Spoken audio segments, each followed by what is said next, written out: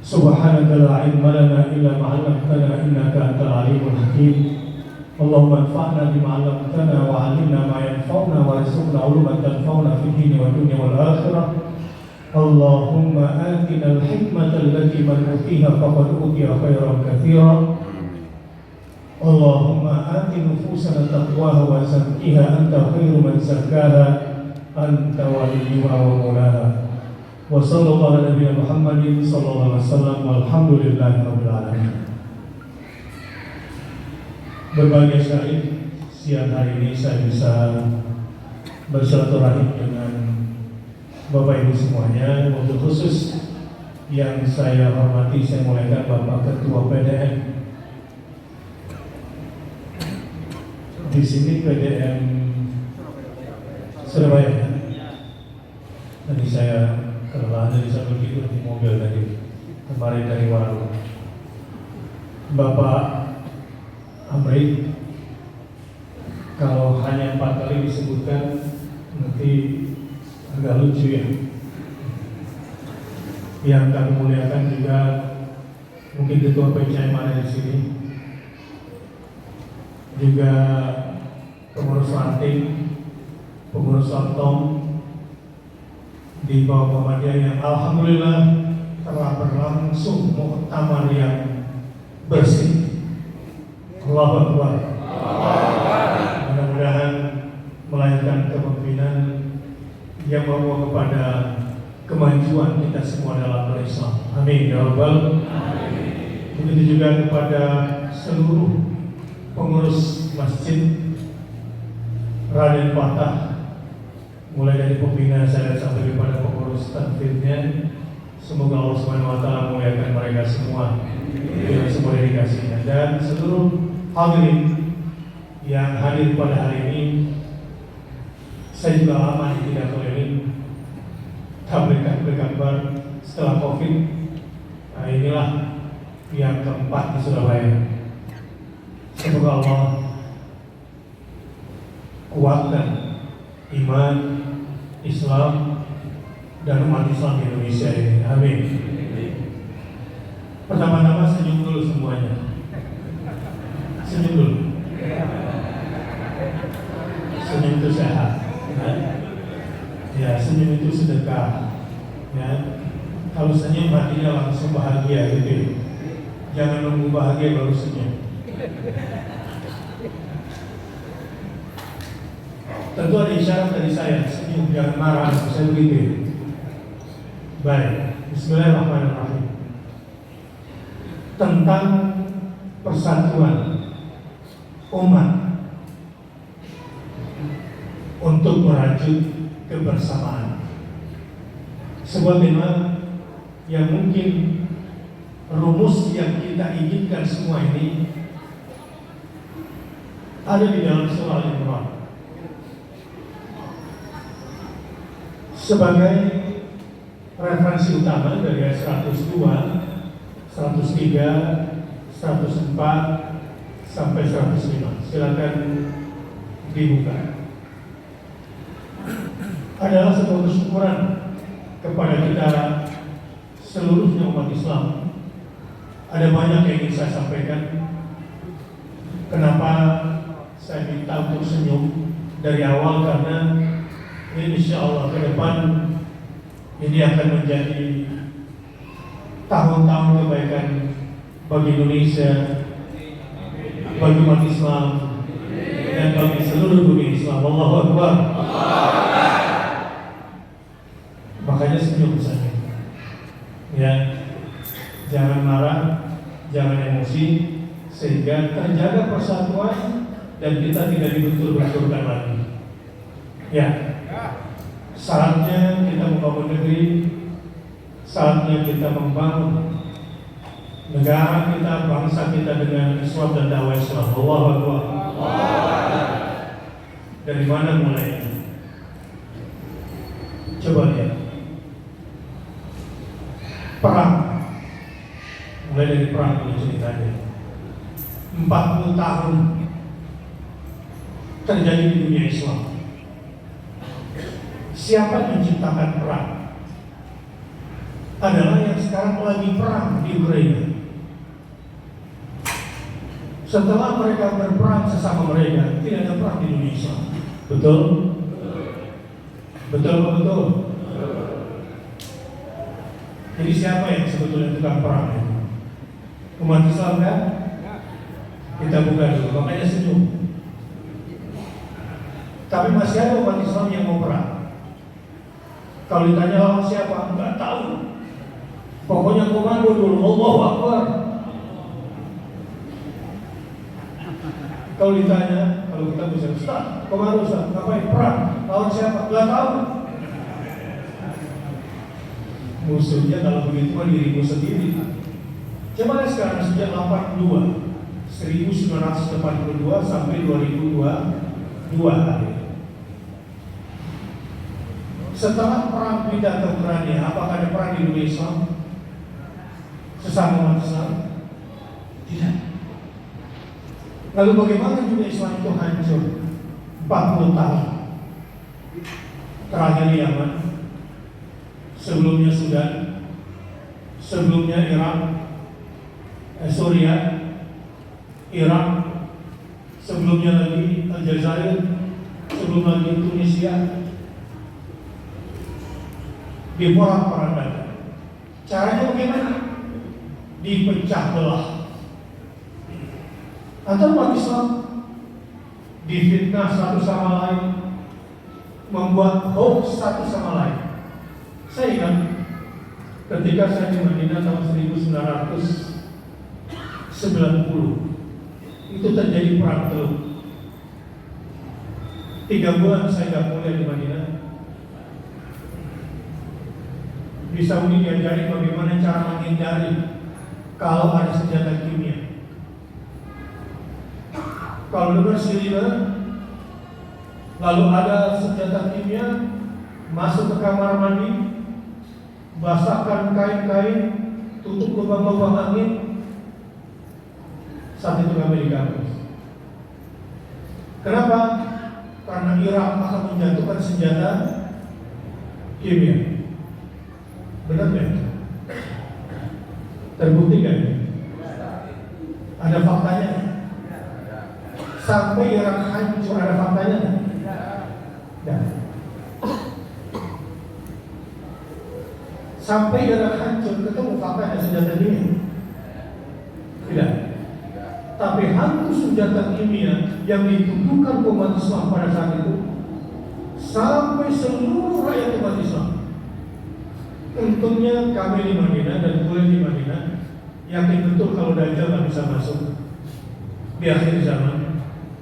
Ya kami tenang aja pada saat itu. Masyarakat ketakutan dibikin hantu. Apa yang terjadi? Tidak ada senjata kimia. Lalu kita lihat tahun 1982 sampai tahun 1992, masuk 2001 menuju 2002, dan dari 2021 ke 2022 saya tidak tahu. Ini angka keramatnya yang kedua. Begini ceritanya, supaya setelah ini senyum. Jangan mau dipecah belah lagi, siap? Ya.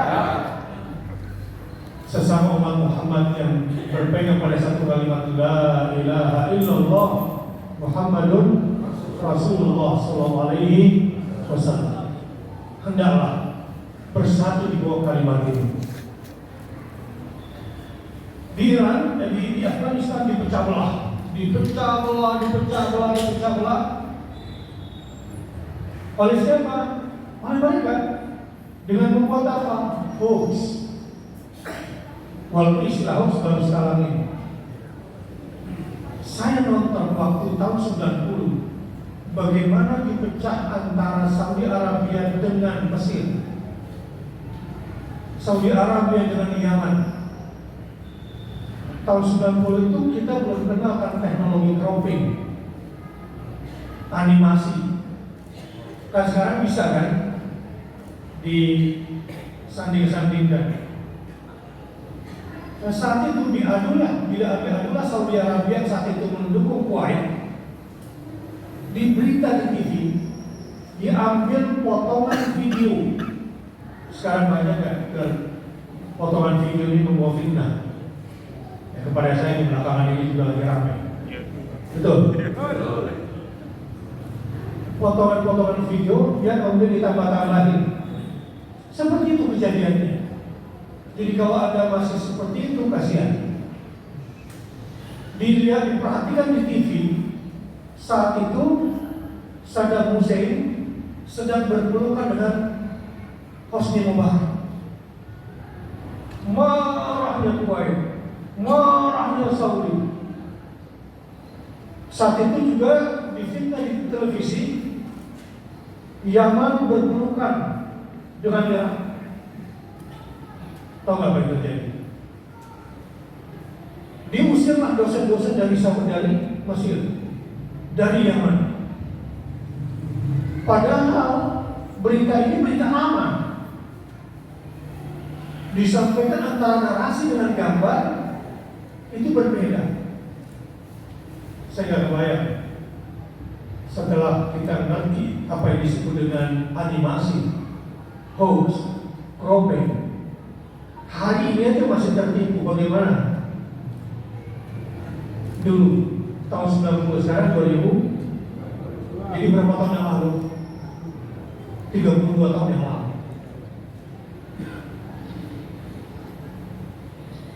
2008, perbatasan Gaza dengan Israel itu sudah ada drone.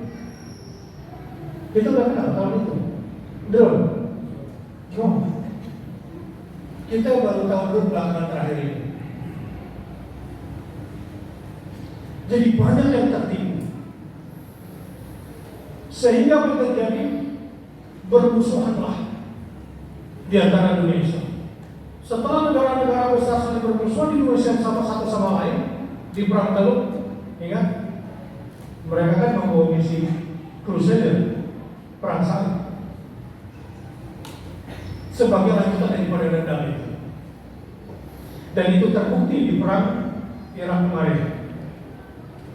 Bagaimana George Bush Junior mengumandangkan tentang perang agama. Tapi nanti yang dituduh siapa? Islam. Yang dituduh teroris siapa? Islam. Itu kan? Lihat situasi. Ini tujuan supaya kita sadar dan bersatu. Jangan mau dipecah belah lagi. Sepakat? Sama-sama. La ilaha illallah.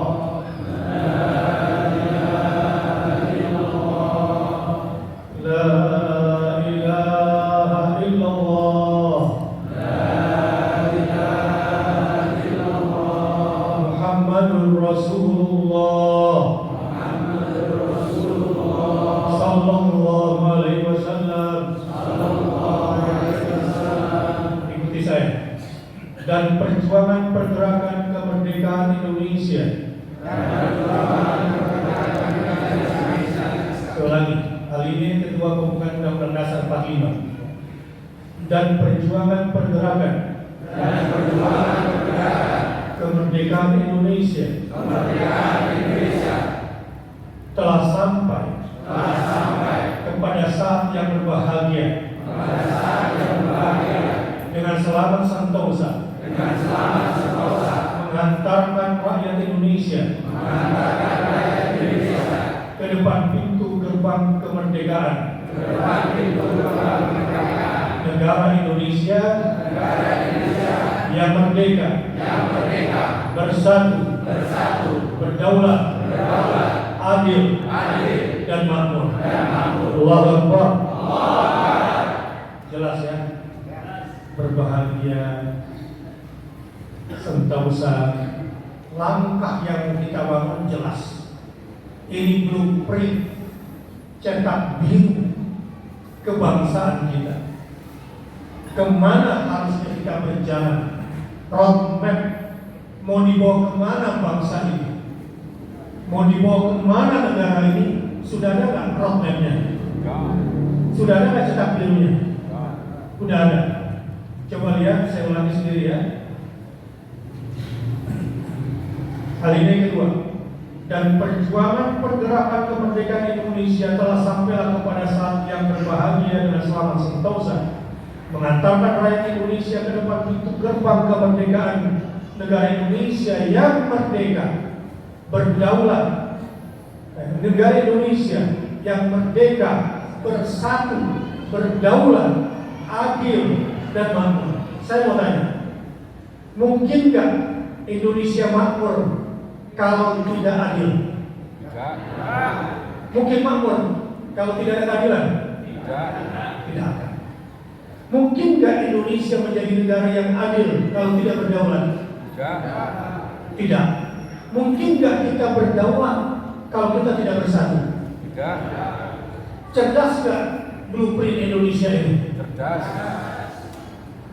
Apa yang diwariskan oleh pendiri bangsa ini sudah jelas kan? Merdeka, bersatu, berdaulat, adil, makmur. Inilah sebetulnya tujuan kenapa kita harus merdeka atau mati, supaya kita senantiasa bersatu, berdaulat, adil, dan Allahu Akbar. Sekarang bagaimana agar Indonesia bisa dijajah? Hancurkan kemakmurannya. Lewat apa? Hancurkan keadilannya. Supaya hancur keadilannya, rontokkan kedaulatan hukum, rontokkan hukum sebagai panglima, sampai negara ini betul-betul rontok dan tidak berdaulat. Dan supaya Indonesia tidak berdaulat, pecah belah, jangan sampai bersatu. Kira-kira bisa dimengerti? Jadi udah sadar kalau gitu. Sudah? Kira-kira pinter gak pendiri bangsa ini menyusun pembukaan undang-undang dasar? Pinter sekali. Ngomong-ngomong di sekolah diajari begini nggak? Enggak. Dan kita sedang ngaji kebangsaan di sini. Makanya senyum dulu. Kembali. Saya tahun 90, dari tahun 82 sampai tahun 92. Kenapa 1992? Tahun 1992, kala itu perang dingin. Yang perang dingin siapa dulu? Amerika melawan Soviet. Soviet memakai tangan Islam, betul kan? Amerika pakai tangan Islam memukul Soviet. Yang dipakai siapa? Afghanistan. Ya, di perang dingin. Dihajarlah Soviet oleh Afghanistan, dibantu senjata dari Amerika. Hancur nggak Soviet? Hancur. Afghanistan dapat apa? Afghanistan dapat apa?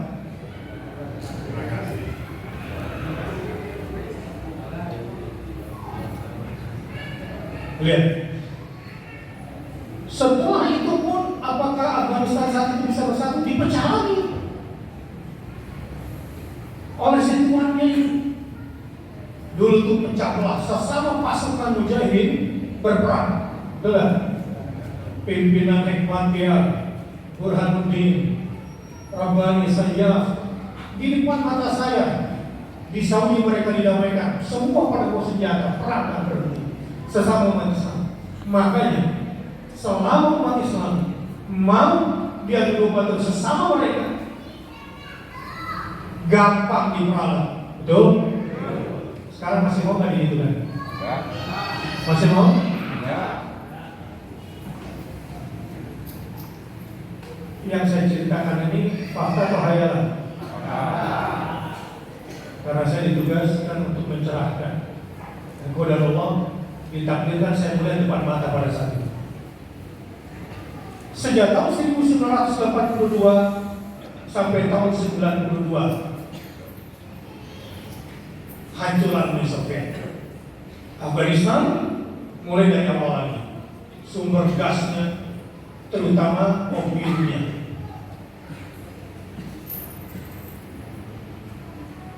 itu dimanfaatkan oleh Amerika. tahun 2001 akhir masuk 2022, terusir nggak Amerika dari Afghanistan? Terusir. 200 helikopter pesawat tempurnya bisa dibawa. Tank-tanknya ditinggalkan kan?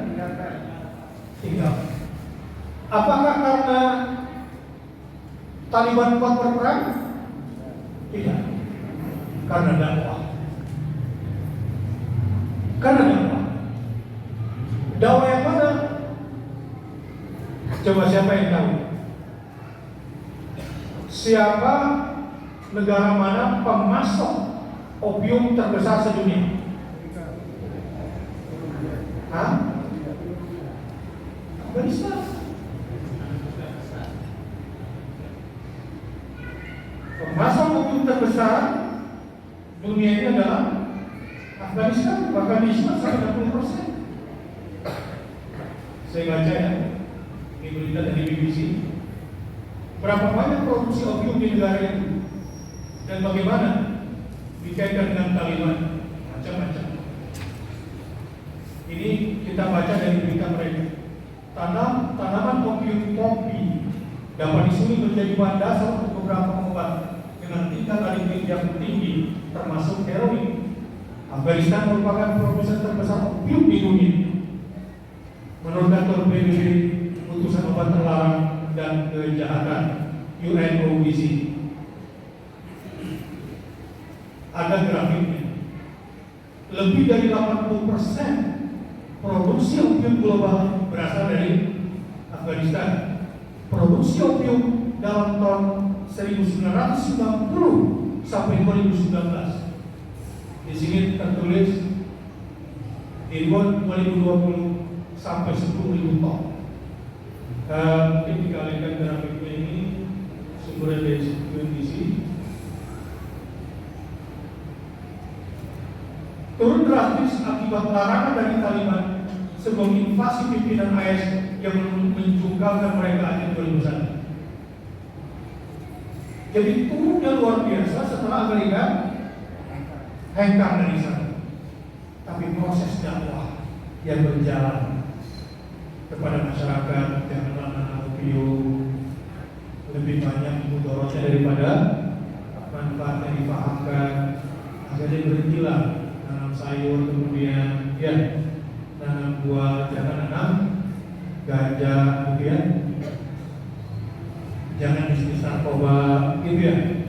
Kan tentu di sana banyak menikmati. Anak-anak berhentilah menggunakan ganja, tidak wangi, terus akhirnya kebun-kebun opium dengan dakwah ini dirubah menjadi apa?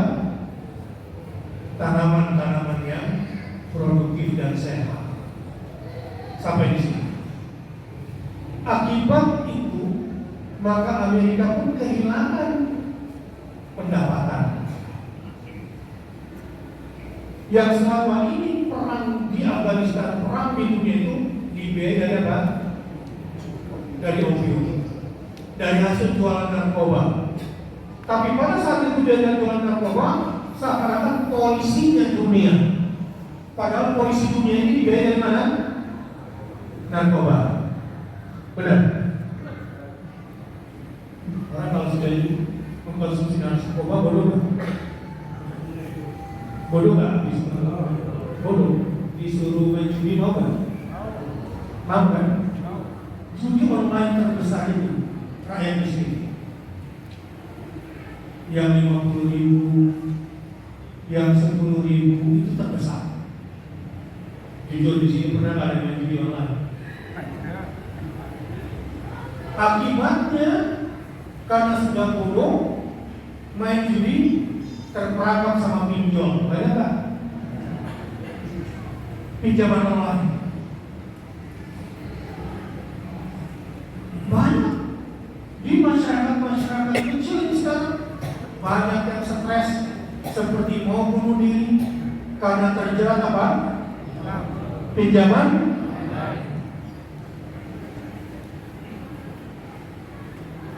Baru-baru ini satu kampung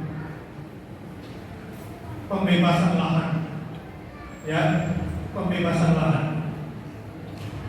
Setelah misalnya dibebaskan tanahnya dijual, dapat uang banyak, satu kampung beli mobil, ada kan? Nah, saya nggak disebut. Akhirnya jadi apa sekarang mobilnya? Terus tanahnya? Kata Cak Lontong mikir, lihat nih. La haula wala quwwata illa billah.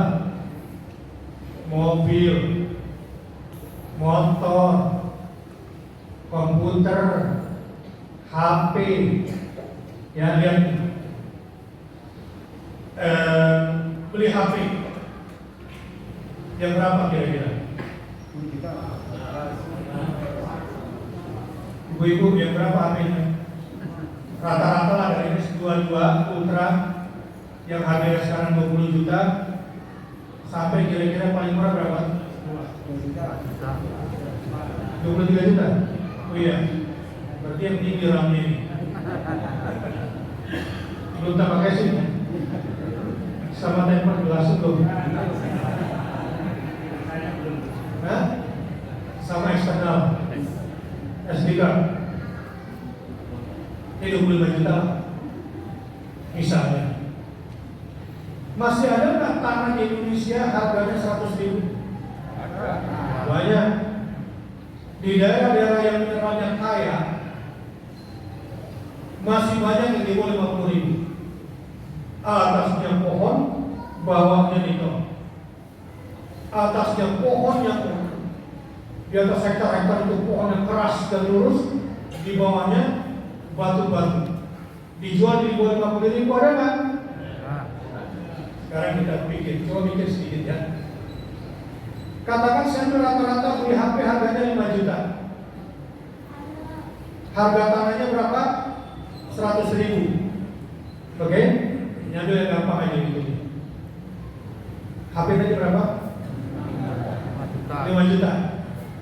HP-nya? Tanahnya? Jadi berapa meter? 50 meter. 50 meter tanah. Sekarang saya tanya, uang 5 juta yang lari ke negara mereka, uangnya, HP-nya di sini. Kemudian uang itu dipakai beli tanah, dapat 50 meter. 5 tahun ke depan, HP-nya berapa harganya? Berapa? 5 tahun ke depan berapa tanahnya? Jadi gampang nggak jaga Indonesia? Gampang nggak? Dan itu terjadi di Palestina. Itu terjadi di Palestina dan mereka bekerja itu di London dari Inggris. Mereka bikin bank. Cuma gitu belinya 100 meter, ngambilnya 1000 meter. Sama nggak kita begitu kerjanya? Ada nggak yang begitu? Banyak. Kok bisa? Ya tinggal sebuah pejabat. Banyak nggak? Itu di Palestina kejadian itu, bukan di Indonesia bisa sebutnya. Penjajahan lewat ekonomi. Motor, beli motor ya. Di luar bensin nih buat gaya-gaya income-nya. Anda perlu ketahui, punya HP 2 tahun itu sebetulnya secara teknologi sudah expired. Kalau Anda tidak menghasilkan dengan HP Anda, dengan laptop Anda, dengan tab Anda, hasil yang besar, Anda rugi. Rugi sekali. Tapi minimal sekarang sudah mikir. Jadi HP kita 5 tahun yang akan datang harganya tinggal 500 ribu, tanahnya naik berapa? Dari 100 ribu naik berapa? Tergantung tempatnya. Ada di beberapa titik di Indonesia dalam setahun naiknya 100%. Mikir dulu ya. Sudah dipecah belah, tanahnya pun diambil dengan cara perang ekonomi. Dan ini yang terjadi. Dan itu yang terjadi di Palestina. Disuruh pergilah orang-orang properti Arab pergi haji pulang ke Palestina supaya rakyat menjual tanahnya ke Pak Haji. Pada di belakang Pak Haji ini Yahudi akan beli tanah lewat bisnis properti. Jadi Yahudi bilang, siapa bilang saya menjajah lalu saya beli tanah kok? Betul nggak? Cuma itu tadi, belinya 1.000 ngambilnya bisa 3.000, 5.000. Lewat apa? Lewat sogok dan bayar. Allahu Akbar. Gak apa-apa kan dikit-dikit ya. Ya. Yang saya ceritakan ini adalah fakta-fakta yang bukan hoax, supaya semua tercerahkan. Jadi tahun 82, 92 hancur Uni Soviet. Berarti yang terkuat siapa? Saya dinasihati oleh seorang ulama di Mekah pada saat itu. Kalian pemuda Islam, siap-siap. Satu-satunya kekuatan yang menghalangi dia untuk menguasai dunia sepenuhnya adalah kekuatan Islam. Para pemuda harus siap. Kamu kuat atau lemah, kamu akan diseret ke ring pertarungan. Betul. Dari tahun 92 menuju 2002 meletus 9/11. 11 September dibomnya 2 gedung kembar. Bang. Yang dituduh siapa? Islam. Terbukti? Hah? Penjara sudah disiapkan, banyak yang ditangkap di situ. Yang dibuat tanah, ya, sudah disiapkan semuanya. Ini sebuah rekayasa global. Muncullah pada saat itu Islam teroris, benar? Dicari siapa nabi-nabinya, diekspos di media. Islam violence, kekerasan, Islam intoleran, apa lagi? Islam radikal, apa lagi? Fundamental. Banyak disematkan pada saat itu kan? Dari tahun 2001 sampai akhirnya akhir 2021 muncullah statement dari PBB sendiri. 15 Maret hari anti-Islam fobia akibat peristiwa Christchurch di mana? New Zealand. Penembakan orang sholat di gereja gara-gara hoax yang disebarkan. Benar? Benar. Kenapa begitu gampang umat Islam dijadikan korban? Karena mau dipecah.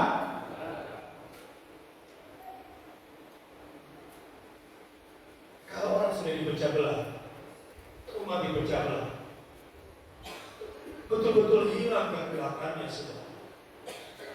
Jadi diadu domba dulu satu sama lain. Setelah satu sama lain kata sudah saling bermusuhan, nah baru dibikinkanlah strategi kata-katanya, animasinya supaya selalu bertempur di antara mereka. Hoax. Ya apalagi zaman sekarang. Belum selesai dari 2016 sampai sekarang. Benar-benar. Mau sampai kapan? A'udzubillahi minasyaitonir rajim. Ini solusinya. Wa athi'u Allah wa rasulah wa la tanaza'u fatafshalu wa tadhhabu rihukum wasbiru innallaha ma'as sabirin. Jadi dipecah dulu belah-belah umat Islam sampai kemudian mereka saling membenci. Satu sama lain dikasih senjata, di sini kasih senjata kata-kata, di sini juga dikasih senjata kata-kata, supaya kata-kata ini kekal di antara mereka dan dibikin perang. Di sini cebong, di sana sampai sama antara suku Aus dan Khazraj di Madinah. Khazraj dan Aus ini satu suku yang satu nenek moyang.